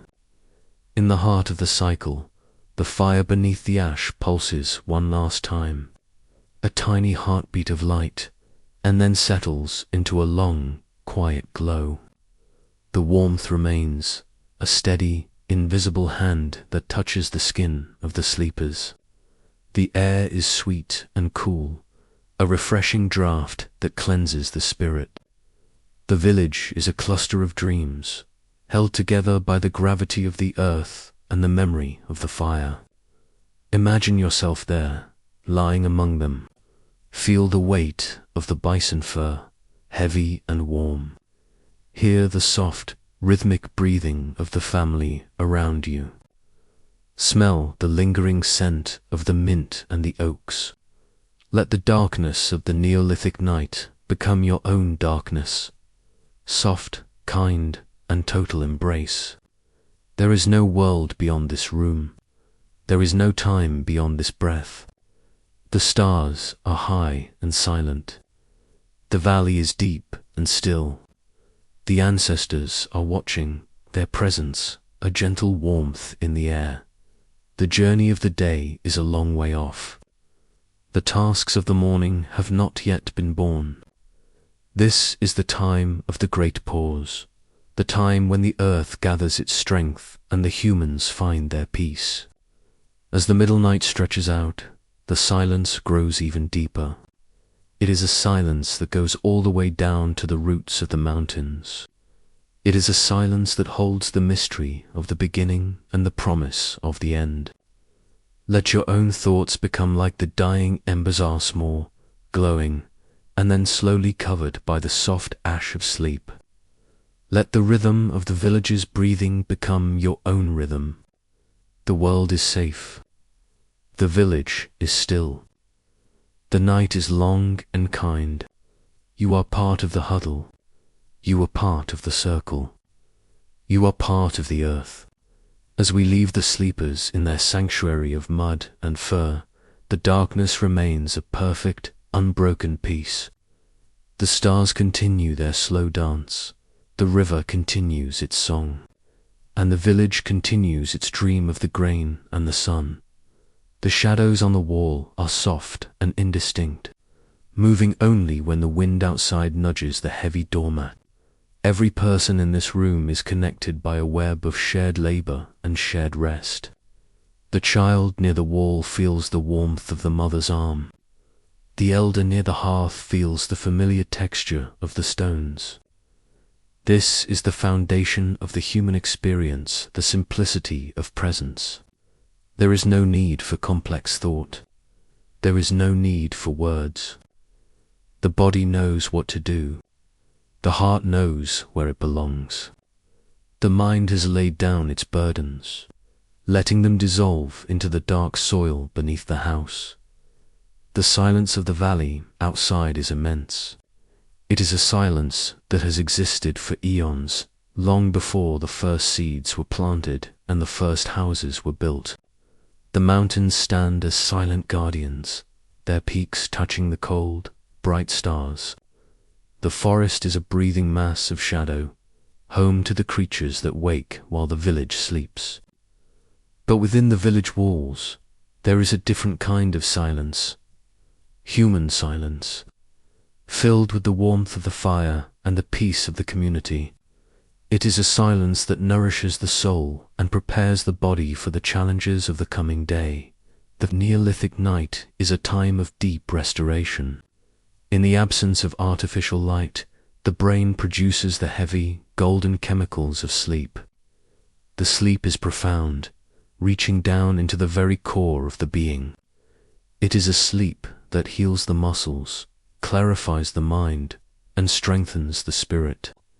As the sleepers move through the cycles of the night, they are undergoing a subtle transformation. They are shedding the tiredness of the old day and growing the strength for the new. This is the secret of their resilience, their ability to align themselves with the natural rhythms of the world. Imagine the feeling of the cool air on your forehead while the rest of your body is tucked into the warmth of the firs. It is a perfect balance, a harmony of sensations. You can hear the distant cry of a nocturnal bird, a sound that only emphasizes the quiet of the village. You are aware of the vastness of the world, but you are not overwhelmed by it. You are held in a small, safe pocket of existence, protected by the traditions and the skills of your people. The middle night has deepened until time itself seems to have dissolved into the cool, dark air of the valley. The village is no longer a collection of houses and paths, but a single, breathing entity, nestled into the earth like a seed waiting for the turn of the world. Inside the dwellings, the silence has reached its peak, a thick and comforting presence that wraps around the sleepers like a second layer of fur. The world of action, of stoneworking and grain grinding, is now a distant memory, a story told in a language that the sleeping mind no longer speaks. There is a profound, timeless quality to this stillness, as the stars continue their slow, majestic migration across the black velvet of the sky. The village remains anchored in a peace that has existed since the first fire was lit in this valley. This is the quiet continuity of human life, a rhythm that transcends the individual and belongs to the land itself. Every breath taken by the sleepers is a testament to the endurance of this rhythm, a cycle of effort and rest, of light and dark, that has repeated itself for thousands of years and will repeat for thousands more. The air inside the house is perfectly still. The heavy sun-dried mud of the walls has released the last of its daytime warmth, and now it stands as a cool, solid barrier against the vastness of the outside world. The scent of the home has settled the faint, lingering sweetness of dried herbs, the earthy musk of the floor, and the ghost of the wood smoke, all blended into a single, familiar fragrance that tells the body it is safe to let go completely. There is no need for vigilance here. The village is a circle of trust, a huddle of humanity that protects its own through the long hours of the dark. Listen to the way the silence layer upon itself. It is the silence of the heavy storage jars, sitting in the corners with their treasures of grain. It is the silence of the stone axes, resting by the doorways, their sharp edges dulled by the shadows. It is the silence of the weaving looms, their threads hanging motionless in the dim light. These objects, so vital during the day, are now part of the landscape of rest. They wait with the same patience as the people, knowing that their time will come again when the sun returns to the ridge. In this deep hour, the dreams of the village have reached their most fluid state. There are no words in these dreams, only the fundamental sensations of existence. A sleeper might feel the weight of a heavy basket on their shoulders, but the weight is light and carries the scent of summer berries. Another might hear the rhythmic clinking of the animal bells, but the sound is as soft as the falling of snow. These are the dreams of a people who are inseparable from their environment. Their minds do not wander to distant, imaginary lands. They stay within the valley, exploring the secret paths of the forest and the hidden currents of the river in the language of pure feeling. The connection between the sleepers is a physical reality. In the darkness, the boundaries of the individual blur. The warmth of one person flows into the next. The rhythm of one breath aligns with the rhythm of another. This is the primal huddle, the ancient human response to the mystery of the night. To be part of this group is to be part of a living shield. It is the ultimate belonging, a security that goes deeper than walls or weapons. It is the knowledge that you are held, that you are seen even in the dark, and that your life is woven into the lives of everyone around you. The stars above the village are shifting, moving toward the western horizon in a slow, silent dance. The Great Bear, the Seven Sisters, and the Celestial Hunters are all performing their roles in the cosmic clockwork. The villagers do not need to see them to know they are there.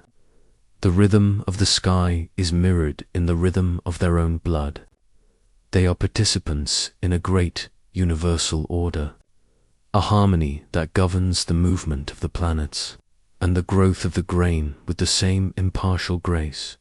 As the night moves toward its final stage, the air grows even colder and clearer. A thin, silvery mist begins to form over the river, creeping slowly up the banks and into the low-lying fields. It touches the young stalks of grain with a cold, damp kiss, leaving behind a trail of microscopic diamonds. This mist is the breath of the earth, a quiet manifestation of the land's own rest. It flows through the village paths, silent and ghostly, weaving between the houses like the spirits of the ancestors. The ancestors are close in this hour. They are the ones who first felt the peace of this valley, who first realized that the soil was kind and the water was sweet. Their presence is not a haunting, but a foundation. They are the ones who taught the village how to weave the reeds, how to fire the clay, and how to keep the fire alive through the long winter. As the current generation sleeps, they are joined by the quiet shadows of those who came before, a long, unbroken chain of humanity that stretches back into the mists of time. This is the beauty of the Neolithic rhythm. It is a life lived in small increments, where every day is a complete cycle and every night is a total restoration. There is no desire for progress as we understand it, only a desire for continuity. To live is to maintain the balance. To sleep is to prepare for that maintenance. The villagers do not ask for a different world. They ask only for the strength to inhabit the one they have with grace and skill. The silence is now absolute. Even the cricket in the thatch has fallen quiet. The river's rush has become a part of the silence, a constant, vibrating low note that anchors the world. The mountains are dark, silhouettes against the starlit sky, their ancient stone hearts beating in a time too slow for humans to perceive. The forest is a dark, breathing mystery, its creatures settled into their own burrows and nests. Imagine the peace of this moment. There is no clock ticking on the wall. There is no distant hum of machinery. There is no flickering of artificial light. There is only the darkness, the warmth of the fur, and the slow, steady pulse of your own heart. You are a part of the village. You are lying on the woven mat, feeling the solidity of the earth beneath you. You are breathing the cool smoke-scented air. You are tucked into the huddle, protected by the walls and the community. The mind begins to let go of its last few threads of awareness. The images of the Datha, golden grain, the blue smoke, the silver river, all of them are fading into a soft, monochromatic haze. The sensation of the body is becoming a distant thing, a heavy, comfortable weight that belongs to the earth. You are no longer thinking. You are simply being. You are a part of the silence. You are a part of the night. The great wheel of the world continues to turn. But within the village, there is a perfect stillness. It is a stillness that is both empty and full. It is empty of worry, of striving, and of noise. It is full of history, of belonging, and of rest. It is the stillness of the seed in the soil, the stillness of the stone in the mountain, the stillness of the star in the sky. As the middle night passes and the first, imperceptible change in the air begins to occur, slight thinning of the darkness, a subtle cooling of the wind, the village does not stir. The sleep is at its deepest. The restoration is at its most profound. This is the hour of the soul, the time when the spirit is most free to wander the paths of the ancestors and the secrets of the valley. The continuity of life is felt here in the absence of change. Tomorrow will bring the same tasks, the same smells, and the same rhythms. The fire will be rekindled from the ash. The water will be brought from the river. The grain will be ground on the stone. This is not a burden, but a comfort. It is the assurance that the world is stable, that the ancestors were right, and that the path is clear. The village is a small, warm spark in the vast, cold expanse of the universe. It is a testament to the power of the group and the resilience of the human spirit. In this Neolithic night, we see the true nature of our species, not as masters of the world, but as its companions. We are the ones who watch the stars, who tend the fire, and who find our peace in the company of one another and the embrace of the earth. The silence is deep. The darkness is total. The rest is absolute. The story of the village does not end. It only pauses. It is a story with 10,000 chapters, each one beginning with the light and ending with the dark. As the sleepers dream their wordless dreams, they are writing the next chapter with their very breath. They are the keepers of the rhythm, the guardians of the cycle. Let yourself fall completely into that rhythm now. Let the weight of your own life settle into the stillness of the valley. Feel the ancient safety of the huddle. Listen to the liquid lullaby of the river as it carries the night away. The stars are moving, the mist is rising, and the village is deep, deep in its slumber. There is nothing more to see. There is nothing more to hear. There is only the breath. The Neolithic night is a vast, kind mother holding you in her arms. She does not ask anything of you. She only asks that you rest. She only asks that you find your place in the circle and stay there until the sun calls you back. The fire is a secret glow. The walls are a solid peace. The sky is a silver mystery. The village is asleep. The valley is asleep. The world is asleep. And you too are part of this sleeping world. You are a thread in the tapestry, a stone in the wall, a seed in the ground. You are home. You are safe. You are still. Good night.